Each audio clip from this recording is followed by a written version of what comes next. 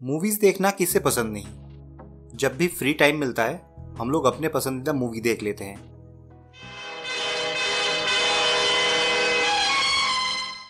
Cinema halls जो कि कोविड-19 के वजह से ढीली पड़ी हुई है, इसलिए अब ऑनलाइन मूवीज वगैरह रिलीज हो रही है, जबकि वेब सीरीज तो पहले से ही आ रही थी। सच कहे तो मूवी देखने का तरीका ही पलट गया। पर क्या शुरुआत से ही मूवीज ऐसे ही बनती आ रही है? क्या पिछले जमाने के लोग भी ऐसे ही मूवीज देखा करते थे?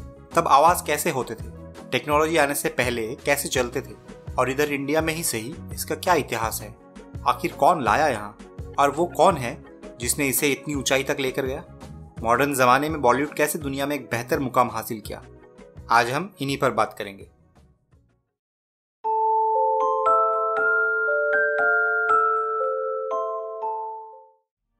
चलते हैं उस दौर में जब ना तो टीवी आया था, ना इलेक्ट्रिसिटी आई थी और ना ही ईसा आए थे।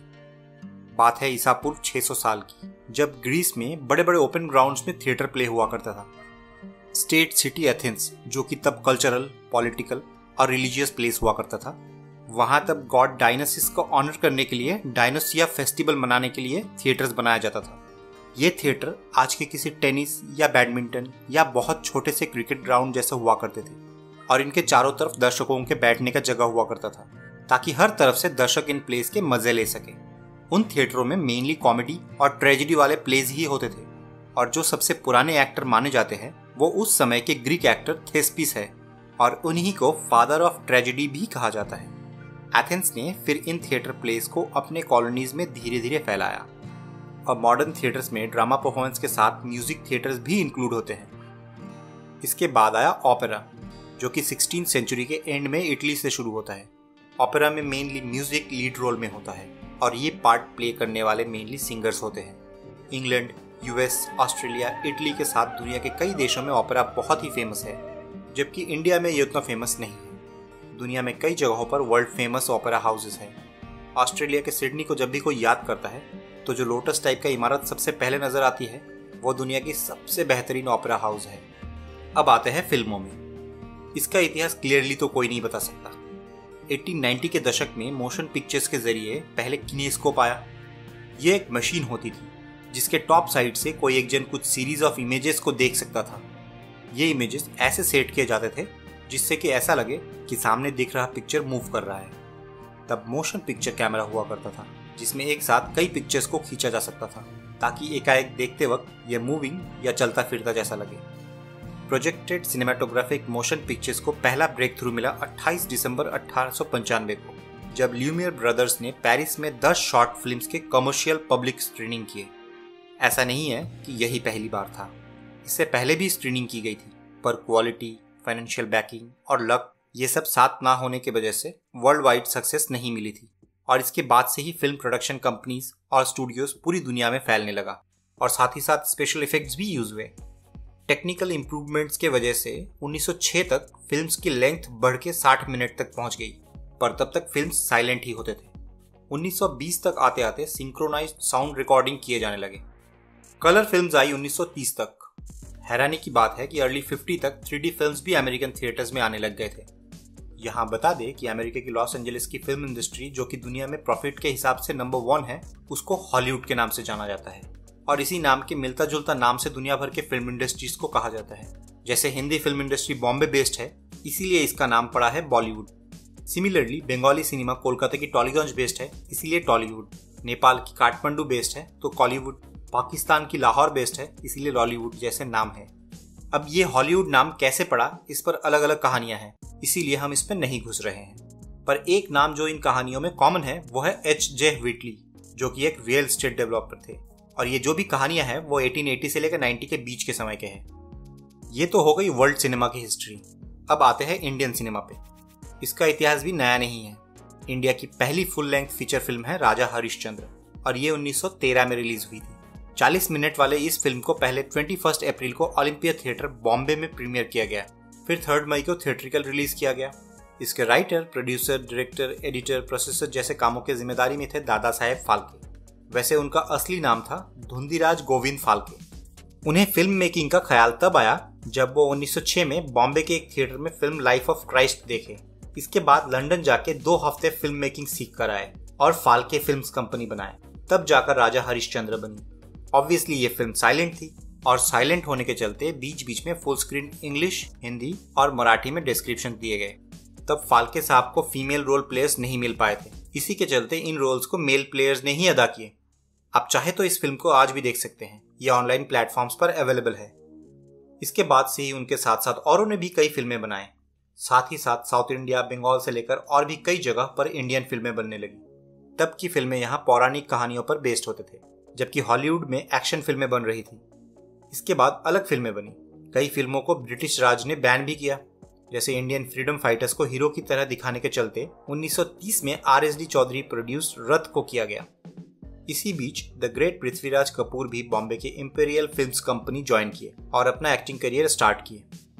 इंडिया की पहली बोलने वाली फिल्म आलम आरा 1931 के 4 मार्च को आंद्रेसर ईरानी ने रिलीज की। इसके लीड रोल में थे मास्टर बिट्ठल और जुबैदा। यह फिल्म हिंदी और उर्दू का मिक्सचर हिंदुस्तानी लैंग्वेज में बनी थी। इस फिल्म के सपोर्टिंग रोल में पृथ्वीराज कपूर भी थे और इसी दौर में उनका काम सराहा जाने लगा, जबकि उनका सबसे अच्छा काम सोहराब मोदी की फिल्म सिकंदर में अलेक्जेंडर द ग्रेट के हिसाब से उभर कर सामने आया।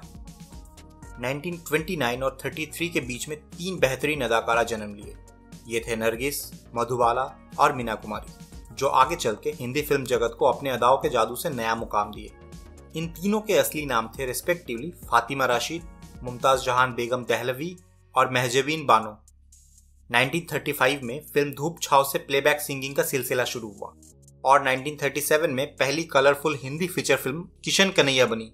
Kanhaiya without an H, Kishan Kanhaiya.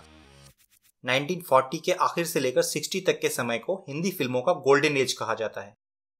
1946 में बनी फिल्म नीचा नगर ही वो पहली इंडियन फिल्म है जिसे केन्स फिल्म फेस्टिवल में रिकॉग्निशन मिली।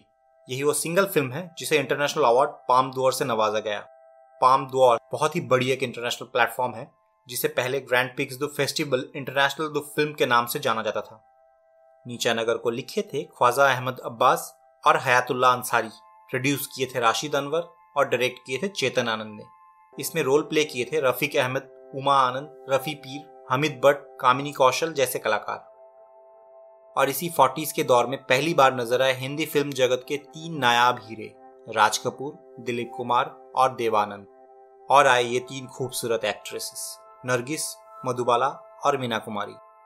पृथ्वीराज कपूर के बेटे सृष्टिनाथ कपूर उर्फ रणवीर राज कपूर उर्फ राज कपूर को पहला ब्रेक मिला फिल्म नील कमल से, जिसमें उनको ऑपोजिट में थे मधुबाला, जो कि उनकी भी लीड रोल में डेब्यू फिल्म थी। तब तक धर्मदेव पिस्तोरीमल आनंद उर्फ देवानंद अपनी पहली फिल्म हम एक है कर चुके थे और उससे पहले 1944 में ही मोहम्मद यूसुफ खान उर्फ दिलीप कुमार ने अपनी पहली फिल्म ज्वार भाटा रिलीज कर चुके थे।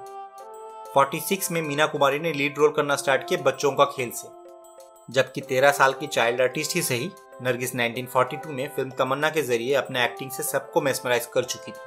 हालांकि चाइल्ड आर्टिस्ट के रूप में औरों ने भी पहले काम किए थे। इधर वसंत कुमार शिवाशंकर पाडुकोन उर्फ गुरुदत्त साहब, one of the finest film makers of India, वो भी हिंदी फिल्म जगत को सर्व करने आ गए। 50s और 60s में वो प्यासा, चौदवी का चांद, कागज के फूल, साहिब बीवी और गुलाम जैसे एक के बाद एक हिट फिल्में बनाने लगे। पर्टिकुलरली प्यासा टाइम मैगजीन के ऑल टाइम टॉप 100 मूवीज के लिस्ट में शामिल हो गया। इस फिल्म में गुरुदत्त के साथ वहीदा रहमान भी नजर आए। इसके अलावा भी कई अच्छी फिल्मों में गुरुदत्त ने एक्टिंग की। इधर 50s में राज कपूर के आवारा, श्री 420, महबूब खान की दिलीप कुमार स्टारर आन जैसी फिल्मों ने सोशल थीम्स को एक्सप्लोर किया। पर्टिकुलरली शहरी लोगों के वर्क लाइफ के बारे में दर्शाते हैं ये फिल्म्स। नरगिस और सुनील दत्त स्टारर महबूब खान की मदर इंडिया कन्वेंशनल हिंदी फिल्मों को नया रूप दिया, जो कि आने वाले कई दशकों तक सबको याद रहा। तू मेरी माँ है, मैं एक औरत हूँ, मैं तेरा बेटा हूँ, रूपा सारे गांव की बेटी है। यही इंडिया की वो पहली फिल्म है जो academy awards for best foreign language film के लिए नॉमिनेट हुई, पर सिर्फ एक वोट के लिए खिताब हासिल नहीं कर सका। एकेडमी अवार्ड्स ऑस्कर के नाम से भी जाना जाता है। इसी दशक में पृथ्वीराज कपूर के दूसरे बेटे शमशेर राज कपूर उर्फ शमी कपूर भी फेलियर के साथ में अपनी फिल्मी सफर शुरू किए। इनिशियली वो एस्टैब्लिश्ड एक्ट्रेसेस के साथ फीमेल ओरिएंटेड मूवीज में काम किए, जबकि इस दौर में सुरैया जमाल शेख उर्फ सुरैया को पहचान मिलना शुरू हो चुका था। इसके अलावा बैजंती माला, नूतन, माला सिन्हा, आशा पारीक, राजकुमार ने भी अपने करियर शुरू किए। 1960 में आई डायरेक्टर के आसिफ की all time historical drama Mughal e आजम। अनारकली कैद कर ली गई और मैं देखता रहा। और तुम कर भी क्या सकते थे? दिलीप कुमार, मधुबाला, दुर्गा खोते के साथ इस फिल्म में काम किए थे लेजेंडरी पृथ्वीराज कपूर भी। बात करें अगर सिंगर्स के उभरने की, तो ये गोल्डन एज का पीरियड बहुत ही स्पेशल है। इस वक्त लता मंगेशकर, शमशाद बेगम, आशा भोसले जैसी फीमेल सिंगर्स और मोहम्मद रफ़ी, मुकेश, हेमंत कुमार, मन्ना दे, तलात महमूद, किशोर कुमार जैसे एक से बढ़कर एक आर्टिस्ट खिलने लगे थे। म्यूजिक डायरेक्टर में भी नौशाद, शंकर जयकिशन, एस.डी. बर्मन, सी रामाचंद्र ने काफ़ी सक्सेस देखे। उधर भले ही मेनली बंगाली फिल्म इंडस्ट्री से बिलोंग करते हो, सत्यजीत रे का काम दुनिया भर में सराहा जाने लगा। तुम्हारा अनुशोचना है ना? की है ना? अनुशोचना অত শক্ত কথা বুঝি না। 60s के दौर में मुगले आजम के साथ कई अच्छी फिल्में बनी, जैसे छलिया, बरसात की रात, जंगली, कश्मीर की कली, जिवल थीफ, चौदवी का चांद, जिस देश में गंगा बहती है, शोला और शबनम, राम और श्याम, काला बाजार, आराधना, जब प्यार किसी से होता है जैसे और भी बहुत सारे। और राज कर रहे ये तीन, राज कपूर, दिलीप कुमार और देवानंद के साथ प्लेटफॉर्म पर उतर चुके थे गुरुदत्त, शम्मी कपूर, सुनील दत्त, भरत भूषण, राजेंद्र कुमार जैसे फाइनेस्ट एक्टर्स। और न्यू फीमेल फेसेस में शर्मिला टैगोर, सायरा बानू, हेमा मालिनी, हेलेन, फरीदा जलाल जैसे और भी कई सारे आ चुके थे। इसी दौर में पृथ्वीराज कपूर के छोटे बेटे बलवीर राज कपूर उर्फ शशि कपूर, रवि कपूर उर्फ जितेंद्र, जतिन खन्ना उर्फ राजेश खन्ना, धर्मेंद्र और फिरोज खान ने भी अपने अपने कैरियर शुरू किए। हम सब तो रंगमंच की कठपुतलियां हैं जिनकी डोर ऊपर वाले की उंगलियों में बंधी है। और महमूद जैसे मंजे हुए कलाकार भी फ्लरिश करने लगे। 70s का दौर इंडियन फिल्मों का इतिहास में हमेशा याद रखा जाएगा। इस दौर में सलीम खान और जावेद अख्तर की जोड़ी सलीम जावेद ने हिंदी फिल्मों का काया पलट दिया। वायलेंस और बॉम्बे अंडरवर्ल्ड की क्राइम्स पर बेस्ड फिल्म्स जैसे जंजीर और दीवार बनने लगी। इनके साथ साथ नसीर हुसैन की बनी मसाला फिल्में भी धूम मचा रही थी। और साथ में आ गए थे कादर खान, जिनका कंट्रीब्यूशन कभी भूला नहीं जाएगा।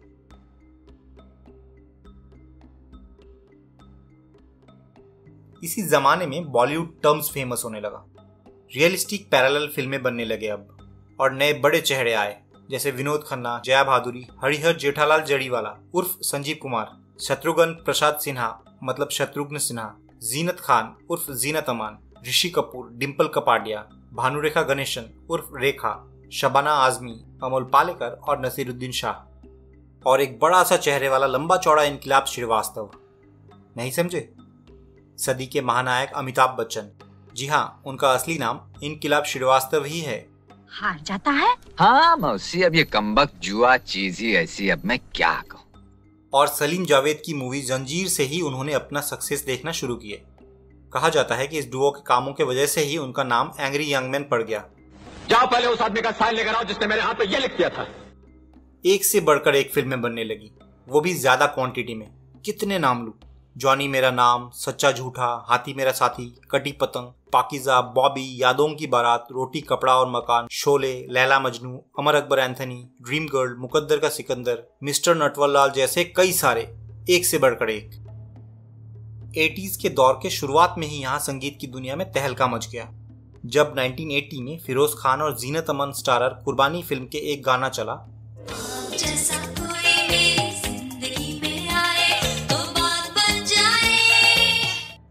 15 साल की पाकिस्तानी बच्ची नादिया हसान ने इस सॉन्ग से यहाँ अपना डेब्यू किया और स्टार्टिंग में ही big hit.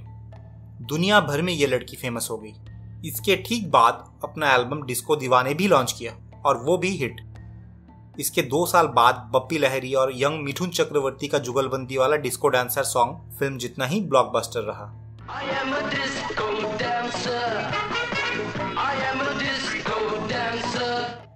Disco dancer film से हिंदी फिल्मों में उछाल आ गई। यह फिल्म उस साल की सबसे ज्यादा कमाई करने वाली फिल्म बन गई।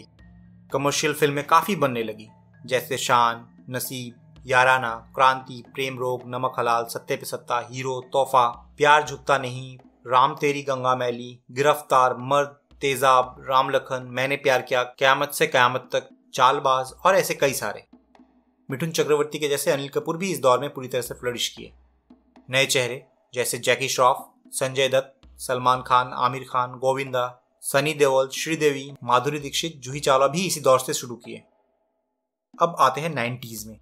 भारतीय सिनेमा अब दुनिया भर में मशहूर होने लगी थी कि अब आमिर और सलमान के बाद शाहरुख खान भी आते ही धूम मचाने लग गए।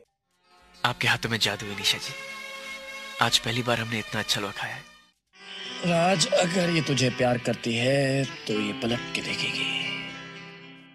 आइए मेम साहब, आइए, ये देखिए, सबसे पहले देखिए हमारे पालन खेत का टैक्सी स्टैंड। और ये तीनों अब तक के हिंदी सिनेमा के 3 सबसे बड़े सुपरस्टार्स हैं।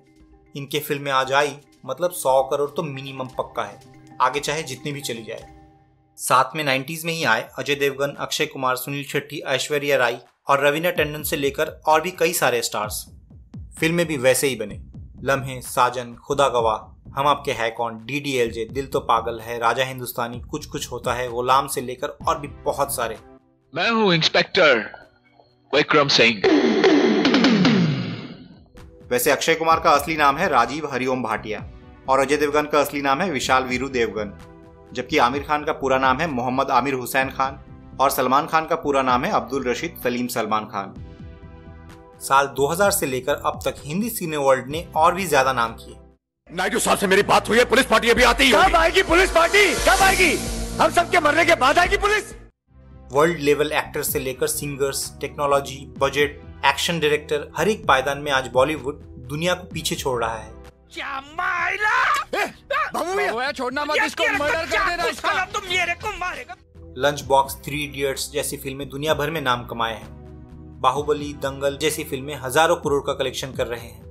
बिग स्टार्स की फिल्में तो है ही, इनके साथ अच्छी स्क्रिप्ट और टैलेंटेड न्यू या इनफेमस आर्टिस्ट के फिल्में भी कमर्शियल सक्सेस देख रही है। आर्टिस्ट भी अब यहाँ एक से बढ़कर एक है। एक्टिंग में मनोज बाजपेयी, नवाजुद्दीन सिद्दीकी, रणवीर कपूर, करीना कपूर खान, पंकज त्रिपाठी, सैफ अली खान, दीपिका पाडुकोन, प्रियंका चोपड़ा, राजकुमार राव जैसे वर्ल्ड फेमस कलाकार हैं। राव कहते हैं तुम हमारी प्रेरणा हो मस्तानी और काशी हमारी ताकत। म्यूजिक वर्ल्ड में AR रहमान बुलंदियों की चोटी पर है। इनके अलावा हिमेश रेशमिया, सलीम सुलेमान, शंकर एहसान लॉय, प्रीतम चक्रवर्ती, सुनिधि चौहान, साजिद खान, विशाल शेखर, अनु मलिक, श्रेया घोषाल, कुमार शानू जैसे मंझे हुए आर्टिस्ट हैं। Dharma productions, Yash Raj films, Eros international, Red Chillies entertainment, Viacom TV studios, UTV motion pictures, Tips industries जैसे कई बड़े प्रोडक्शन कंपनीज हैं। इधर डायरेक्टर में राजकुमार हिरानी, आशुतोष ग्वारिकर, फरहान अख्तर, करण जौहर, इम्तियाज अली, अब्बास मस्तान, अनीस बाज़मी, अनुराग कश्यप, राम गोपाल वर्मा, रोहित शेट्टी, नितेश तिवारी, सुजीत सरकार जैसे कई सारे एक्सट्रीम इंटेलिजेंट लोग हैं। NSD जैसे बड़े इंस्टीट्यूशन हैं जहां से टैलेंट को चमकाया जाता है। अब तक मदर इंडिया के अलावा सलाम बॉम्बे और लगान के साथ टोटल 3 इंडियन फिल्में ऑस्कर के लिए नॉमिनेट हो चुके हैं। ये अपने आप में कोई कम बात नहीं, क्योंकि दुनिया भर में ऐसे बहुत से देश हैं जिनके कोई भी फिल्में अब तक इस स्टेज के लिए नॉमिनेट नहीं हो पाया है। दोस्तों, बॉलीवुड आज सिर्फ फिल्म इंडस्ट्री ही नहीं, एक अलग दुनिया बन चुकी है।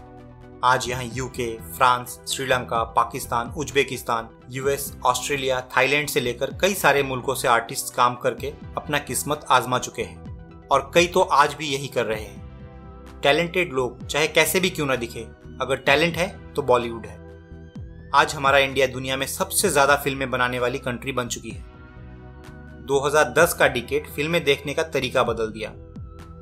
दुनिया भर में धूम मचाने के बाद इस दशक के सेकेंड हाफ में इंडिया में भी वेब सीरीज का दौर चलने लगा, जो कि 2018-19 में जोर पकड़ी और इसके बाद कोविड-19 वाला लॉकडाउन के वजह से 2020 में नया माइलस्टोन छू लिया।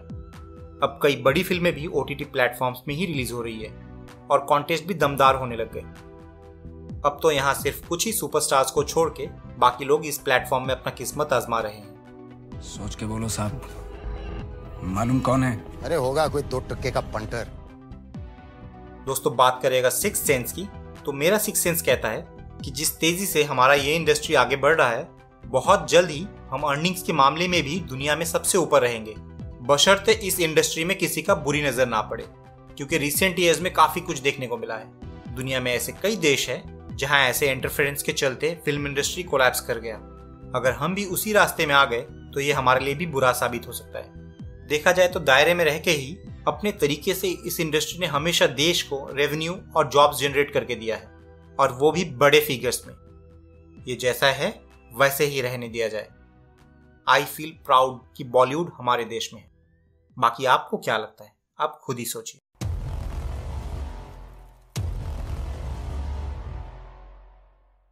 दोस्तों बस आज के लिए इतना ही।